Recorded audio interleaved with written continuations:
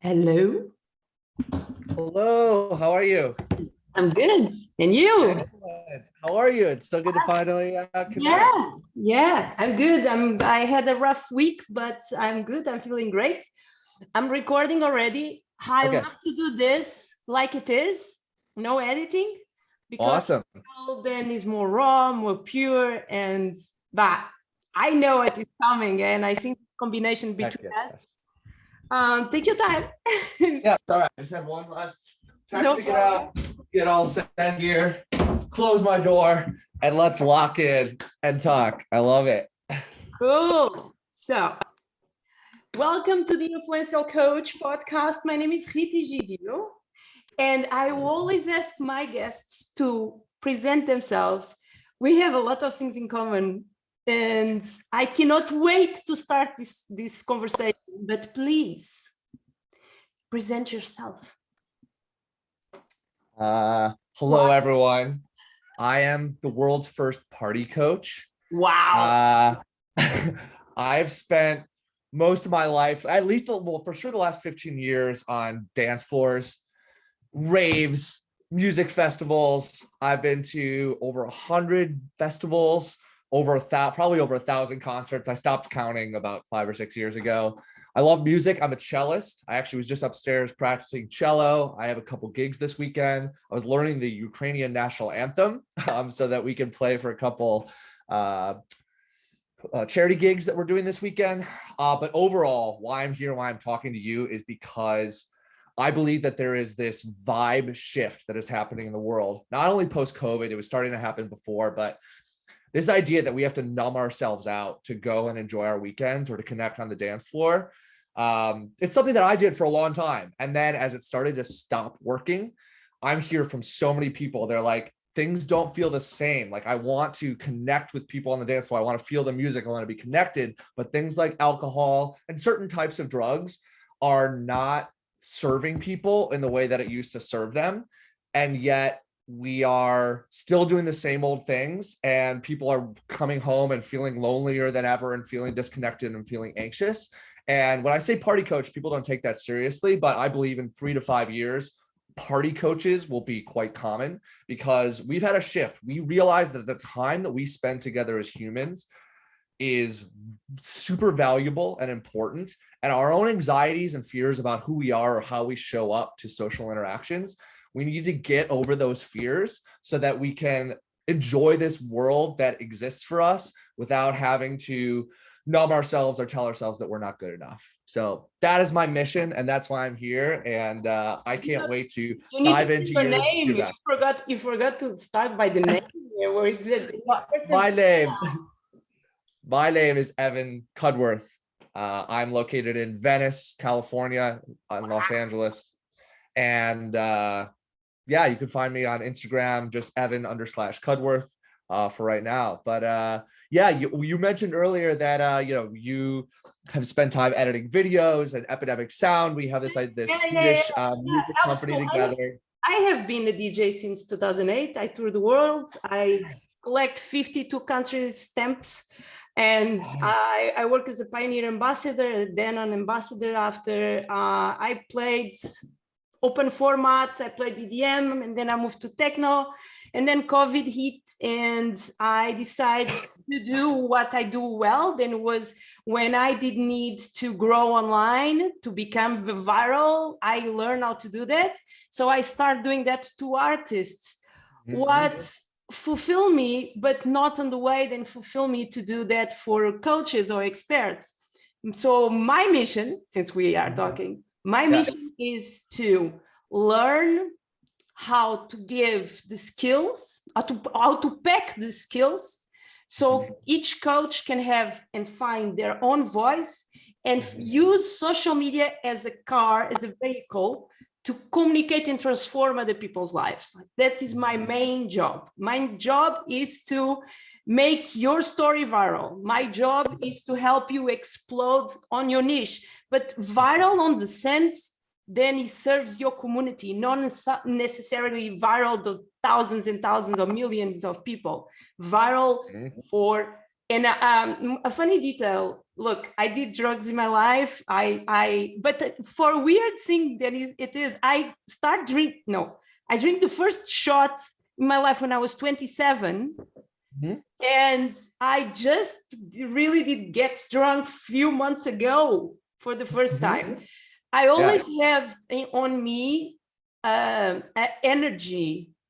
I grew up in Africa, so I always have on me energy. Then everyone used to say, "Oh my God, and you are not high," or "You are." So I imagine how it's going to be when you are high. No shit, it's not going to be, because then it's not me anymore. Give me dance, give me music, and go out of my front. I don't need cocaine. I don't need LSD. I don't need any other thing. I need dance, music, and people. Yeah. I love that. And to be clear as well, so I am not fully sober. I don't advocate that you need to be sober long term, but what I just want to develop, like, I just see so many people, they say, I can't do this without alcohol, or I can't go to that festival without these things. And all I want to do is create the possibility that you can, right? Because I was just this last weekend, I went to Cross Festival in San Diego, which is like a house techno festival. I know. And it was so much fun. I did not drink this weekend. I did a few other things, but was mostly the first like couple hours was mostly sober. And my energy. Certain things are different things than other things, right? Yes. Exactly. Yeah. But I see so many people that are trapped in this idea. And oftentimes, it's when we are in, at least, in lots of countries, but especially in the United States, like when you're 17, 18 and you're nervous and you want to go talk to people and go to a party, the alcohol companies market to you and say, here's confidence. We have diluted it down. We're selling it back to you. But when you drink this, you will be confident. That's not what it does. It just takes your fear of, it like dulls your fear so that you're not actually dealing with any of the problems or any of your insecurities. It just sort of creates this cloudiness so that you don't see the own things that you don't like about yourself, which can be at that time kind of a healthy thing. You just need to get out there, right?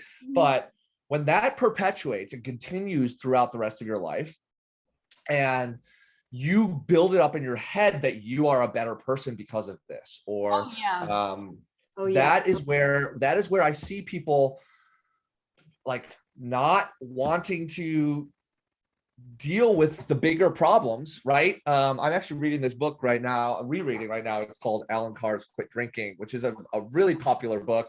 But he talks all about like this idea of like when the oil, like the engine light on our car goes off, like, oh, you're out of oil. Like you can just unplug that light, right? And be like, I don't want to care about it, right? That's essentially what alcohol does. Is like, I don't want to deal with this problem right now, but like, I'm just going to go with it. And when we're constantly like not paying attention to, hey, there's something down the road here that is really gonna hurt, or you're not dealing with it, you're going to run into big maintenance down the road. And that's where people might end up in addiction, or if it's not addiction, it's problem, or it's reliance, or it's a showing up for things that should be connective and awesome, but you end up hungover and feeling like crap on Monday and Tuesday every time you go out. And it doesn't have to be like that.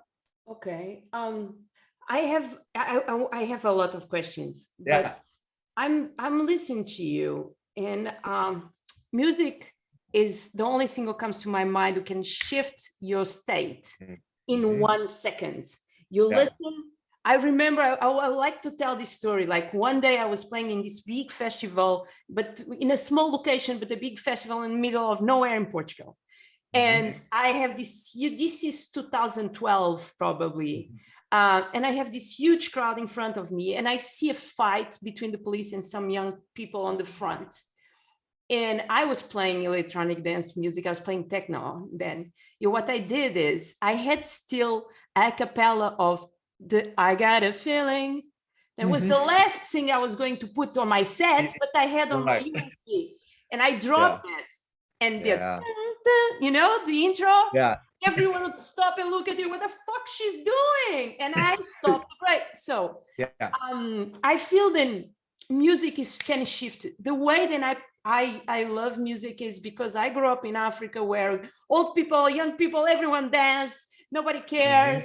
And music is part of your identity. I grew up with a lot of salsa and Latin music influence as well, Brazilian music influence, 80s. So you name it. My father was Creedence Clearwater Revival, you name it.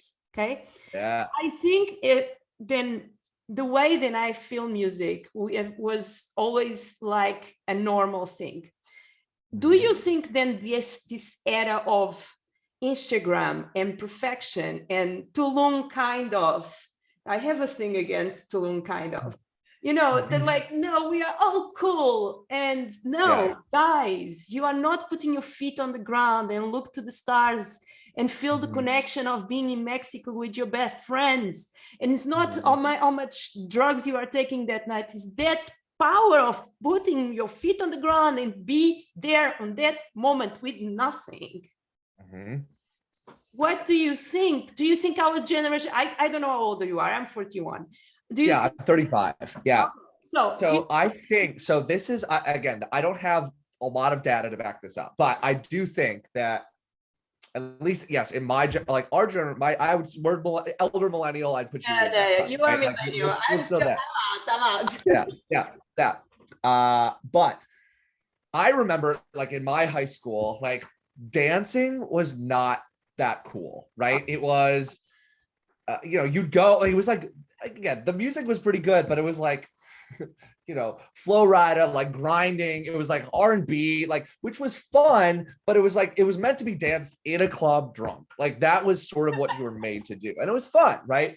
Yeah. But I look at, and I think Instagram, like perfection and stuff like that around there, we had this very curated idea of what things were supposed to be. I will say like TikTok now, and like what's popular now, like the teenagers now, the way that they dance, that is the cringiest thing. Like if you did that in if I did that in high school, you would be laughed out of every room. Nobody would talk to you. But now the most popular kids in high school are doing these silly dances and like letting themselves go. And like, not just the kids. That is the scary part. Yeah. But I see there's somehow, and you actually, if you look at the data, like drinking is actually going way down in Generation Z, like the younger generation now. There's less of it, but I do think that we sort of hit this, it's been slowly going down actually in general.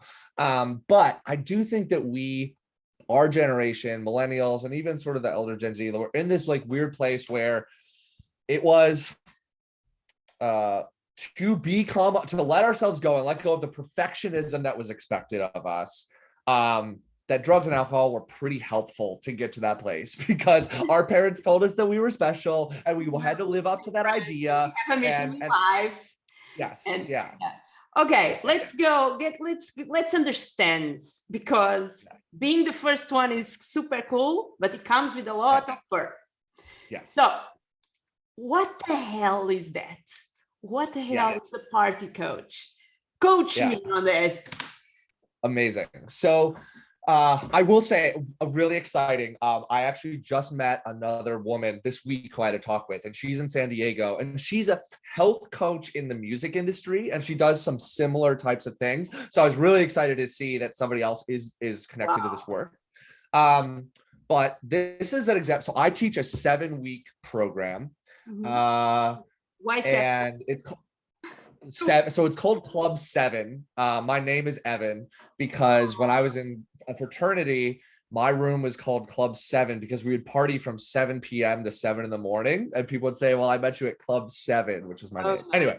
Okay. But I found that like what we can do in these 7 weeks is sort of these 7 pillars of how to party with intention. So it's called Vibe Curator. And essentially what we do is there's 3 essential parts of the program. Everyone is going to step out of that with a better idea of like, what is your vibe? Like, how do you authentically show up as yourself, and how do you curate people around you so that you are not as anxious, not needing to drown yourself in these ideas, but has a more authentic connection with what those things are. So for example, a DJ who did the program a couple months ago is somebody who had been in the scene for a while down in San Diego, but he noticed like, every weekend, all his friends were coming to him and being like, yo, like, let's drink, let's get me the drugs, whatever. And saying no to people that he thought were his friends was really difficult.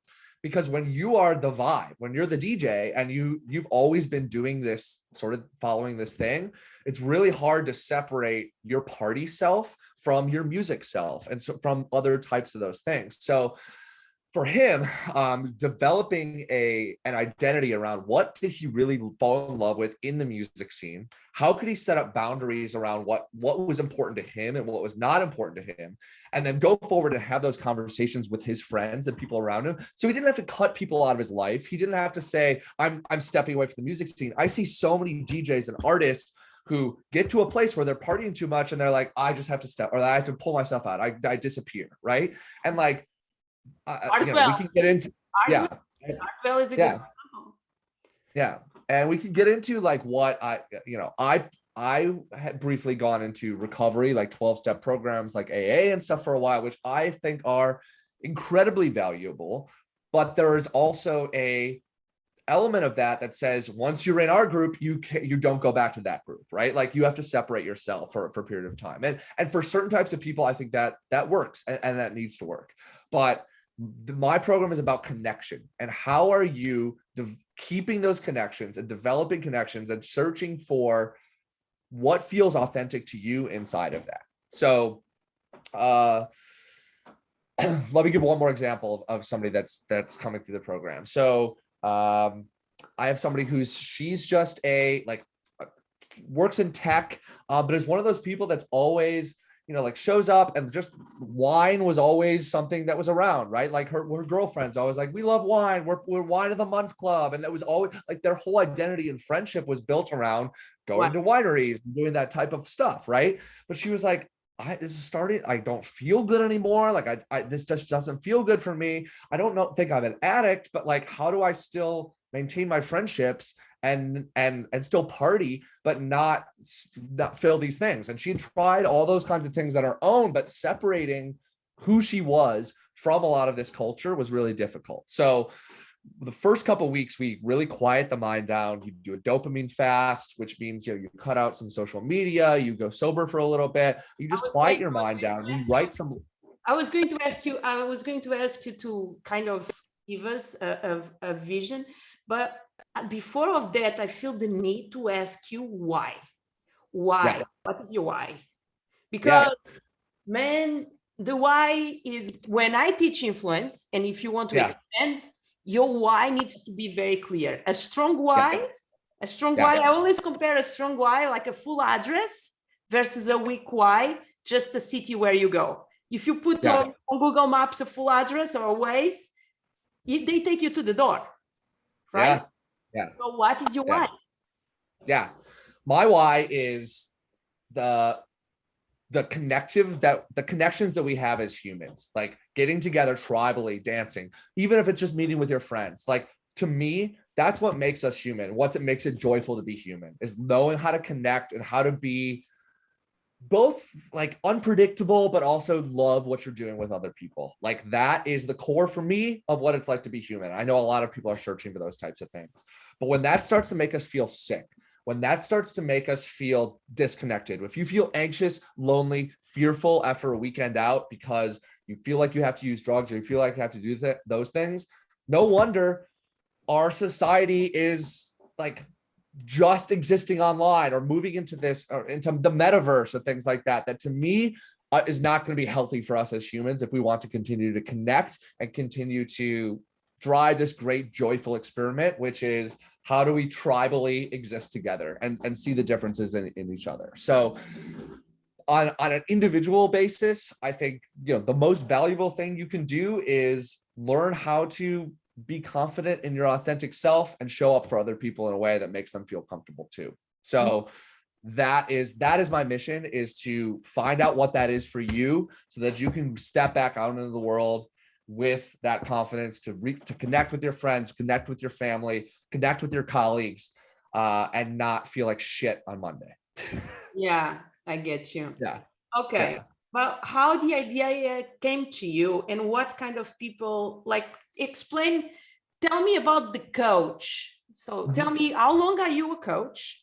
Yeah. And how came up that idea? How is the reaction? What kind of people are working with you? And Yeah, what offers do you have? That is important. Yeah. Yeah. So I've been coaching and teaching since I was about 15. I actually started teaching cello when I was 15. And then I taught drama in school. I taught drama in college. I've always been teaching and coaching in various different ways. I most recently, I spent like the last 4 or 5 years coaching in the college admissions space. So actually, I was working with high school students who wanted to apply to Harvard and Yale and Princeton, and working with them as early as freshman year on how do you develop a resume and how do you develop your authentic self as a high schooler so that you can show up for these elite institutions. However, the money was excellent in that space, right? Really good money. But the whole time that I was doing it, I felt like I was not showing up as my authentic self because there was a disconnect. These families and sometimes the students, what they wanted out of this process was just get me there as fast as possible, or just get me into Harvard. I don't care what it takes, right? And they didn't want to do the work or didn't care that much about what their actual passions were.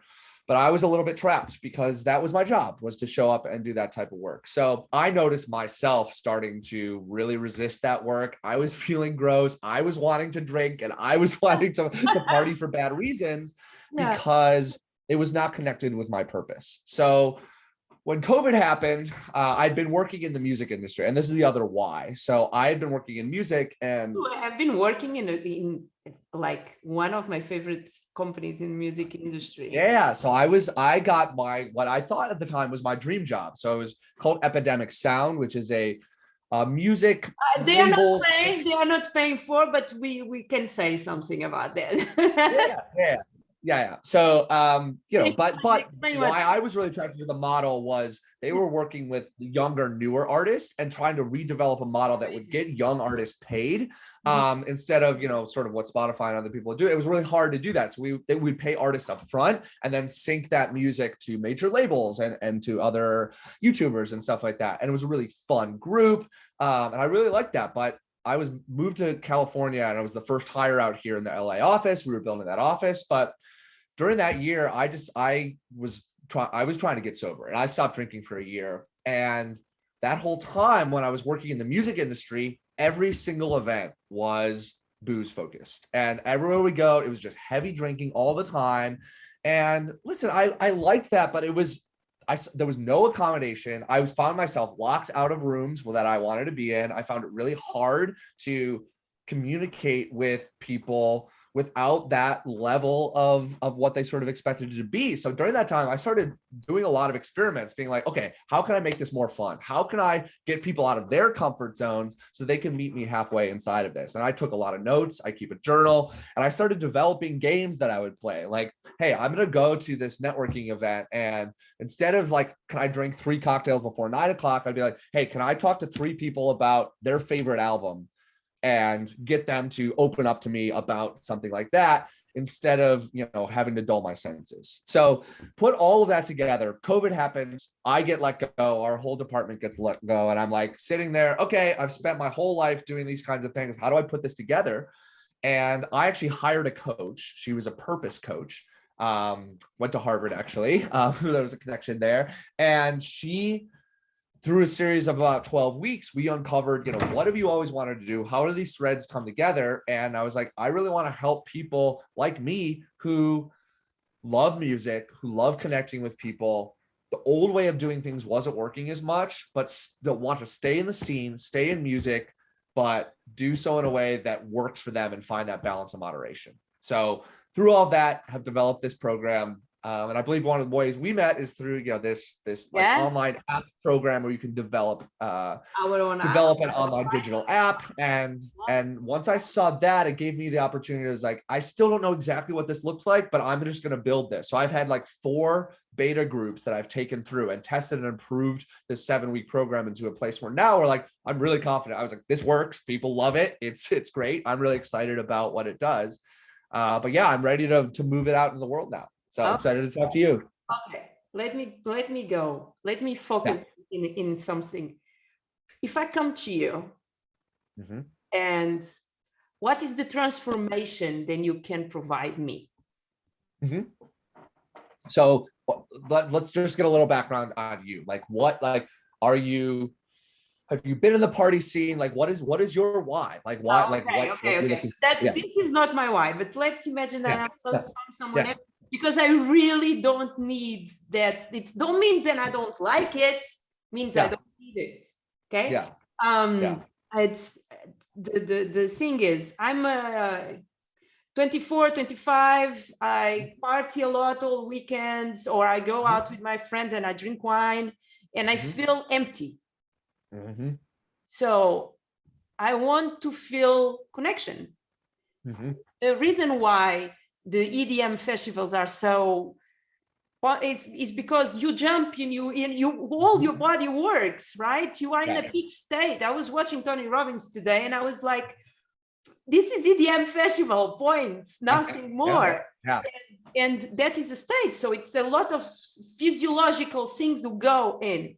Then obviously, if you take drugs, certain types of drugs, not all, and the alcohol expand, but sometimes you don't even expand. It's just a perception, because it's like a placebo effect, because the music do it that for yourself.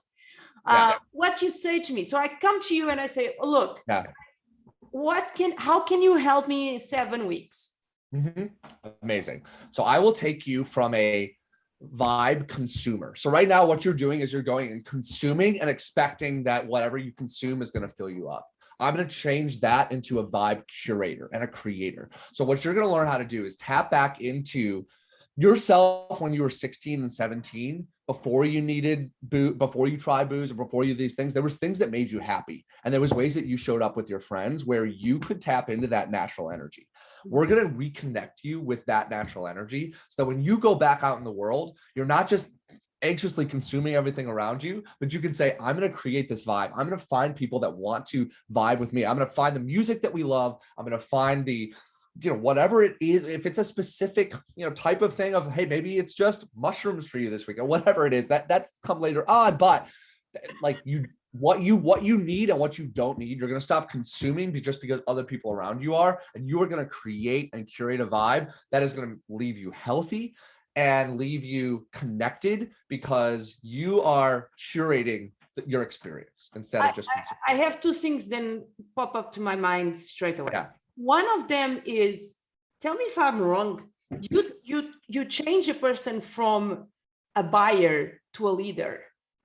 So they stop buying, they start leading. Right? That is one thing. Another thing is, I have a theory. I don't know who's watching, I'll listen to this. Whatever drug, because there are many things that we call drug, then I don't think we should. Because in some places it's not a drug, others. So whatever you take, or whatever you do, or whatever, if you go out just without taking anything, setting an intention, knowing your space with who you are, your environment, if you need to move or not, and basic, just be safe, because the bad trips, they always come from this taking the wrong thing on the wrong place, on you don't feel safe, not setting intentions. If I want to take mushrooms, or if I want to have a trip in LSD, then I did one time in my life, I want to set an intention, points. And then the next day, that bad voice don't come with a hangover and say, look what you did to you, because I feel then that voice is much addictive or addict than the drug that you took. Yes. I feel just calling drug is bad. 100%. Please, God, understand what I'm talking about. I'm talking about basic, normal things. I'm not talking about hardcore. Right. I'm talking about weed, mushrooms. I'm talking about these kind of things. Yeah. But so that word intention, that's what I've missed talking about, because that is actually the core, really the core of what I teach people to do is partying with intention, right? What is your intent? What do you want to get out of this? We actually taught in the last week of the program, I call, what is your social ROI? So what is the return on your investment?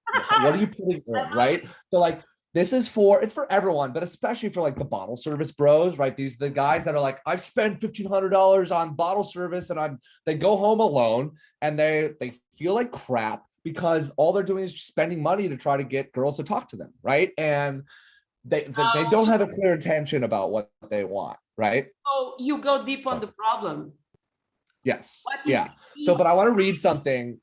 Tell me. Yeah. So this is from somebody who's in the program right now. And one of the things that the first thing we practice is if you're going to go out and you're allowed to do whatever you want inside the program, if you're going to go out, you have to write down 3 things and send it to the group. The first is, how do you want to feel at the event? Number 2, how do you want to feel on the car home? And number 3, how do you want to feel the next day, right? And we use that word feeling very importantly because a lot of times people don't think about how they want to feel. They think about what they, they want. Right. But this is what she wrote last night. She went to Justin Bieber concert here in Los Angeles with some friends. Quick story. I was feeling really anxious last night when I got to the Bieber concert. My friends were talking about getting bottles at our table, and I had a moment where I wanted to feel included. I turned to my best friend and said, can I tell you the 3 things of how I want to feel? I legit heard Evan in my ear asking me how I wanted to feel before, during, after. Once I did that, I felt a weight lifted and enjoyed the night. All to say this process works. That is beautiful. Right? And I feel that you're a genius. I listen, I've learned this from great mentors and other people in my life and other great coaches that have taught me this stuff too. And I've hopefully curated them together in a way that remix that. You remix everything in one. Yes, remix. Yes, yeah. The full stuff. But it sounds so simple. And so at this cross festival this weekend, I literally take my phone around and I'm like, hey, what's your intention for this weekend? And some people are really on board, but a lot of people get clammed up. They get scared. I sometimes have a hard time getting my friends to do it, but everyone that does it, it's so cool. In line when I was going in the first day, by the end of day 2, I'm like walking out and people are finding me and they're like, yo, I saw you in line. After I set that intention, my festival was so much better. Like, this is what I got out of it. And like, sounds so simple. And there's other things that have to support this, right? But it's so beautiful when people actually figure that out, when it clicks in their head. And like, that's why I'm here. And I know that the last couple of weeks have been pretty tough, just as from coach perspective. Like, I was having a lot of success and like filling people up and like I was pumping out content. And then all of a sudden I started to get a couple no's and like, I started to like shift a little bit. And I have so many coach friends now that go through these waves, but at the end of it, you just have to come back down to like, I'm disrupting this. Why? Yeah. I'm disrupting an entire industry that markets to us nonstop that says you need these things to experience this, or this is the way it's always been done, therefore this. And yeah, I'm going to run into resistance. I'm going to run into my own resistance. I was running into that of being like, oh my gosh, do I really want to like, I declared I wasn't going to drink this whole year. Right. And so I'm like 2.5 months in, 3 months in, and I kind of wanted to drink this weekend. And there was a moment where I was like looking, I was at like an after party and like everyone around me was getting to that place. And that's normally where I'm like, I just get a little tired. And it's like this, I know this would make me feel a certain way, but I came back to that why. I came back to how I wanted to feel. I came back to why I set my intentions. And you know what? I still stayed out. I still had a good time. I woke up happy and connected the next day and was back at the festival without a hangover. So I know that this works for me. I don't even want to say it's hard because it's not hard. It's just needs to be done. Yeah. It just needs to be done. It's good. It's time. Like, let's grow the fuck up. Like it's time to do this. No, and we want to party until the end of our lives, right? Yeah. Yes, I do. I want. Yeah. Okay. I think you are amazing. As an influence coach, if you knock on my door and say, Rita, make me viral, I have 3 other ideas to make you viral. Because please, let's do it. That is my cup of tea. That is my thing is I can always look to something in a perspective. Then I know I worked many years on TV, live TV, national TV in Portugal. And so I have this ability to see how to wrap your package and make it like And I think you can totally go viral in the same way that I went viral some years ago, being a mom with 6 kids at home and being a DJ. And that was a thing. I want you, I think you are sitting on a pot of gold. I really do. Yeah. But Yeah. I'm saying that not just for the money, and I love money. I'm saying that because I really as well believe that things are the shift is here. Yeah. And we need to, people are not like, the normal behavior is not working anymore. Yeah. COVID came to disrupt the perception and wake us up in many cases. For me personally, it was very hard because I lost everything, but then I built up everything, and then I lost it again, and then I built up again. That is something else. But I believe that your intention is beautiful, and so many people, especially in your country, and especially in a specific age group, needs your help, needs you. Yeah. And what is the identity? What is the so me, it's the influential coach or the influential warriors, depends what program you are in. What is the identity of your tribe? So I call them vibe curators. Vibe curators, I love it. Yeah. There is again, then they are leading, they are creating. Yes. Tribe. Yes. Yeah. How is that transformation? Because it's stopping to be on the back seat and do what the other friends want them to do, and it's to take the lead and the responsibility of their own feelings. They cannot say, oh yeah, I get drunk because my friend. No.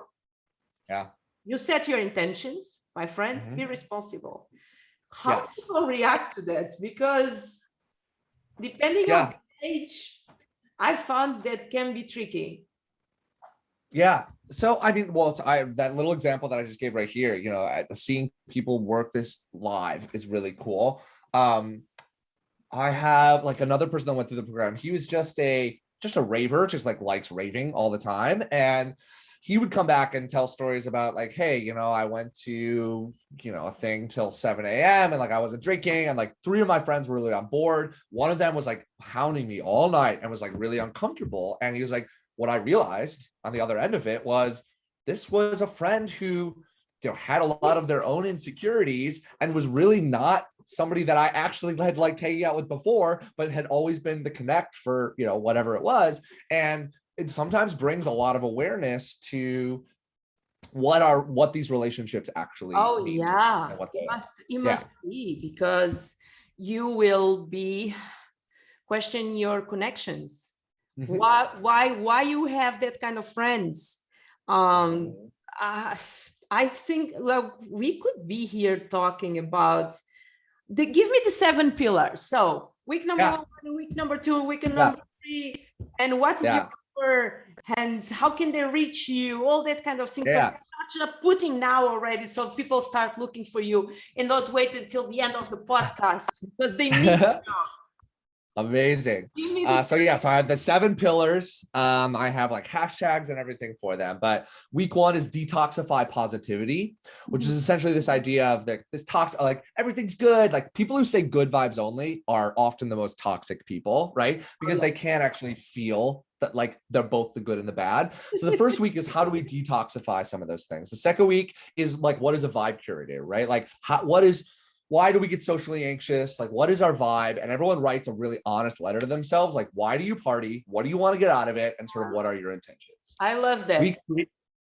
Week 3 is called pregame your day. And it's all about, we have these pregame rituals that we do, right? Like you drink this and then you do lines and then you do whatever and you go out. But this is about building what I call bumper bowling. Like a morning and evening ritual that no matter what you do, it's so simple that for us, it's write 3 gratitudes in the morning of like, these are the 3 things I'm grateful for. But we develop these rituals of what are your pre-games for when you do that and start to develop that. Starts to think about health. Week 4 is about short-term sobriety. So this is about everyone's going to come in and have an argument and be like, well, I'm going to give up everything except for weed, or I'm going to give up everything for this, which is a great first conversation. But then we have a conversation said, all right, what if you are really serious and just let's quiet down for 4 weeks and just, you're not giving up anything, but what can you create and gain in the time when you're not relying even on caffeine, which is probably my biggest addiction. But when are you not relying on those things, and what can you create outside of that? That's often kind of sometimes the toughest week. Yeah, I was going to say that, but this is beautiful to bring awareness. So if you say you are not giving up, you are just looking inside of you and see what are the ones, because probably sometimes if you use a lot of different things, sometimes you think then you are more into drinking and you are more missing to a line, or you are more into going out with your friends, or you are more into I don't know, understand yourself. I have a rule for myself, and I always say I have teenage kids. I have kids with 21 years old. So I have I set a rule. I always say then you can lie. I don't like lies, but you can never lie to yourself. And if you write a letter to yourself, you need to be honest about how much are you drinking. What are you drinking? Why are you drinking? How much are you doing drugs? What kind of drugs? And it's too much or not. Be honest, because we are always honest. We know. And you have this conversation, and you can like write a letter or record the video. I used to say to a friend of mine who had a huge addiction, I used to say, you are going to film yourself when you are high. You are going to send by your email for the next day. So then you forgive yourself, because I feel then the addiction is very connected with the rage then we get against ourselves. That's more addictive than the moment. And so, but we are in a week 4, 5. Yeah. I'll quick go through the last couple. So week 5 is party coach, which is essentially like, how do you become the party coach for your friends? How do you have those conversations with your friends so that they don't feel like, hey, I don't want to hang out with you, but how do you set boundaries and have conversations in a way that still feels fun? Week 6 is strength to party. And this is about like, you can only find, everyone wants balance and moderation, but like, you can only find balance by chasing extremes, I've found. So like things like do a 30-day hot yoga challenge, do something extreme in like the physical realm that is going to show you that like the things that you chase extreme party wise, like the reason you like to go on 3-day benders and things like that, you can start to incorporate those things into your health routines. And how is that going to also fill up that need for adrenaline or dopamine that you're getting in that space? You can start to replace that with healthy things. I'm a huge fitness nut, and like I teach hot yoga. I'm a yoga teacher, and I always do the craziest, like I'm going to run 25 miles tomorrow. You know, like I do stuff like that because that's my body likes that kind of dopamine, and it fills that it's not a hole, but it creates the same type of fulfillment that I might get from going into a rager. It's super interesting. Another thing is like, understanding talk with yourself on the hangover day, and understand then your feelings is just a consequence of, if you take MDMA or ecstasy for 2 days in a row or 3 days in a row, it's obvious then the next day you have a deficit of dopamine. Not possible. Then you feel okay, your body is out of balance because you took that body to an extreme. In the same way, when we fell in love, everything is beautiful and we are in this cloud 9, and it's obvious then comes down, right? So we have an honest conversation about understanding your physiology, how your body is adapting, and that thoughts that you have in your mind is just a consequence. So respect, thank you for sharing, and put it aside. But I think they're coming with the intentions.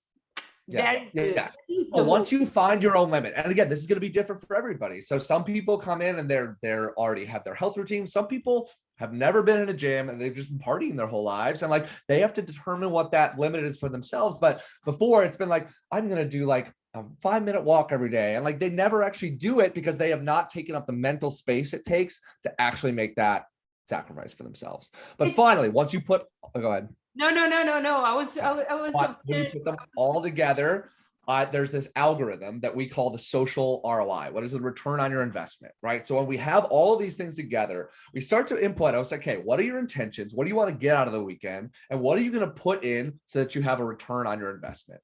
And through this all, I'm still honing this. I think this is actually the big like money-making idea on this, but like, it's not going to be ready for a couple of years. But as I start to collect more data on like, what are you putting in and getting out every weekend? How do you feel on Monday? As I start to collect more data on that, companies and especially like music labels and people that manage artists, like if we can start to lock down, what is your return on your investment for what you're getting this weekend? Do you feel more connected? Do you feel more or less hungover? Like, how do we balance that as an equation?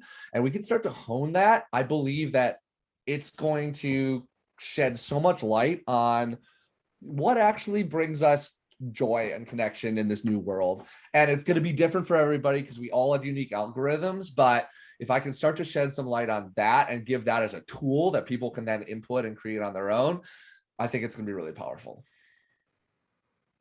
I was thinking about a time then I felt stuck in my life and I could not, progress is what makes us happy. And what I did was for 30 days, I tried to do headstands. Yes. Yeah. And I film each day and first against the wall. And then I fall 1 or 2 times. And then like today I still can do it. And it was super interesting how such a small little thing, because I the progress to see the video, how make me unlock the power of being able to do anything, right? Yeah. I'm really curious. Okay, let's go to the dirty part. It's not dirty. Yeah. Joking. Yeah. So, what offers do you have now? What it costs? How it works? Do you do one-on-one? Do you do how it goes for you? Yeah.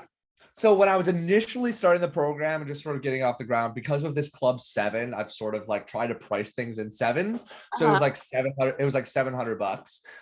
But now that I've invested a lot more time in this. Sort of the entry point for the 7-week program is $1,700. $1,700. Okay. Then I'm working on and possibly like I have a higher level price offer for DJs, sort of people that are in the scene that are looking for more of a mastermind community, people that are doing that work for $7,000. So this is a more like it's a smaller group, but really people that are looking for and there's no sort of timeline on that. That is hey, we're going to come in and create this mastermind and like create this community around that. And other coaches that I have that are connected also come in and sort of teach. I have breath work, I have nutrition. My best friend here is a nutritionist and fitness coach. So there's elements of that you can get training inside of that. So those are sort of the 2 main offers right now. What's in the sort of pipeline, and once I get the app up, is I want to create a really low priced offer that I can that's no personal coaching, but could just sell it as a course, as a 7-week course for like monthly subscription of like $77. So for $77, you get this each month and you can create it. If you want to do it in the 7 weeks, you can. If it takes longer, it takes longer. But there's sort of like a digital online community that you can live there. So that's in the works, but right now I'm still iterating on the program. So I need people in. We do a Zoom every week. There's a Discord. So every day I'm getting, what's working, what's not working for people right now. That sounds epic. I think you have everything to go viral and explode. People need you. Can you handle how many studios? I don't know if you want to talk money wise, but do you have a goal? Is that goal a money goal, or is a money goal and a student's goal, or guide me, tell me. So I'm working with another business coach, a coach of coaches actually, and we've been talking about like my initial goal that I wrote down every month last year was like, I'm a prosperous coach bringing $20,000 of value to the world each month, right? I got really close to that. And then that sort of it sort of can get close to that, but I'm aiming for like 80K months basically in the next like 3 to 4 months. And that's sort of what I want to get to from there. A combination of those 2 offers. The nice thing about the program that I have right now is I can run sort of 5 days of groups with this of up to 20 to 30 students in each one of these groups. and can do that pretty well on my own. I have a business partner, community managers that I'm training right now that are going to be able to take over some of these groups as well. But ultimately, yeah, like I found that when I set purely like monetary or like quantitative goals, I'm not as motivated. I like to talk about, yeah, like how do I feel and how do people feel outside of the program? Like I want to finally feel like truly like liberated from this, like, I have to go find new clients every month and like keep this grind on, because it's, I don't think I know that will always, listen, that'll always be a part of this, but I want to get to a place where I am feeling like confident and excited in my content creation, in what I'm doing about this, where, you know, the value is exponential and people are talking about this program and it continues to grow. And I will work as freaking hard as I can every day until I get to that place. It sounds incredible. And I know then what you have in hands is unique. And that is one of the reasons I'm so excited talking with you. And maybe if you have interest, I know exactly what strategy I was going to use to make it viral. I want to say congratulations, to be different, to go to to be an underdog. It's always good. It's always on the future when you can say you can say already you are the first one. I found the idea amazing, and my social media mind, it's working. Tell me, I will say it's been a little hard. Like TikTok, like I've been getting savaged there sometimes. You know, like the haters always come out, but like they find your exact fear. You know, they'll be like, this is a joke. They're like, you're gonna fail. They're like, you are like 35-year-old party coach, like go retire, like you old piece of shit. Like they're coming right for my deepest insecurity. A DJ with 41 years old and wow. But you know, it's not, I'd say it's the first, like a year or two ago, I don't think I could have handled it, but I think I would have been like wanted to still go like please every one of them and like talk to them. And like now I'm so secure and like confident in what I'm doing works and why I'm here to do it. Like it kind of feels good because it means I'm actually doing something right and I'm not just people pleasing, which I was doing for a long time. Okay, sounds good. Where people can find you? Yes. So Instagram, Evan_Cudworth. It's the same on TikTok. And yeah, the links are there to this Vibe Curator, this 7-week incubator program. The most important part of this is like, this is a program where you're doing with a group of other people like you. And most of the learning happens by seeing other people like try things out and like, this is working and this isn't. Like, it's not just me telling you what to do. It's a group of people that love to party, but also are determined to create a healthy life for themselves so they can continue to do this long term. And you'll have a group of friends for life. Like I was just talking to this girl again today. She was like, Evan, like I got this new dog and somebody else from the program reached out and like we're talking about all these kinds of things. Like that's the cool part about look at us. We are coming from the same yes. I can't wait to see more about your programs and listen to these other parts of your podcast and everything too. This is so cool. This is. I'm going to end with a question that is connected with my program. Like, I'm a magician. Like I said to you, if I have a good it's not for all people. The person who works with me really needs to want something, and I'm just help you. I do the push to go there. I'm the warrior. I'm the first captain. You know, if you could wish, what is your relation with, or how do you want to use social media or use influence to bring people in? How is that reaction going, or how is going for you, and how do you feel you want to go after this? So what is your final destination, social media wise, influence wise? So I've been experimenting in this for about 1.5 years right now, and a lot of failure. Chasing trends or chasing certain types of things and figuring out like doing skits or trying to be something that I'm not is not, it doesn't work for me. My best videos and what has worked best for me is literally I'll get like even those hate comments, I'll respond to them as With love. myself and Okay. very clearly just say, hey, I understand why you might say this thing, but this is actually my experience. And just show, like, I mean, everyone says like show up as yourself, but inside of that, I kept being like, okay, but what's my angle? What's like, what am I really trying to do? And I found that like no angle at all, just talking. I think And you are singing yeah, too much because everything yeah, inside of you yeah, already. So yeah. maybe you need some influence. I'm a classic ADHD, very overthinker. Everything is too much. But like hiring help and getting people to calm down the chaos of my brain is I finally have people on that are doing that type of work, and that's been really valuable.